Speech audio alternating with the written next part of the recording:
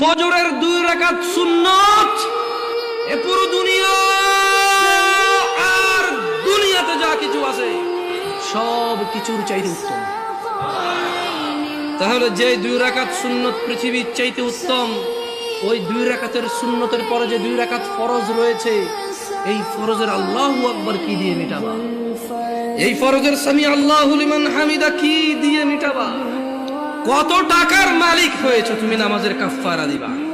যেখানে সুন্নত 2 রাকাতের মূল্য পুরো পৃথিবীর সমস্ত সম্পদ বিক্রি করে যদি একটা স্বর্ণ কিনা হয়, ওই স্বর্ণকে যদি এক পাল্লা রাখা হয়, আর ফজরের 2 রাকাত সুন্নতকে যদি এক পাল্লা রাখা হয়, ফজরের 2 রাকাত সুন্নত ভারী।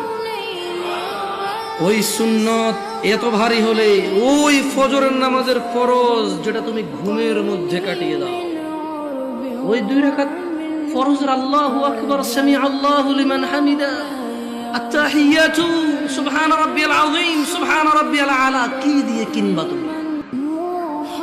কি কয় টাকার মালিক হয়েছে যে 2 রাকাত সুন্নতই পুরো পৃথিবীর চাইতে উত্তম?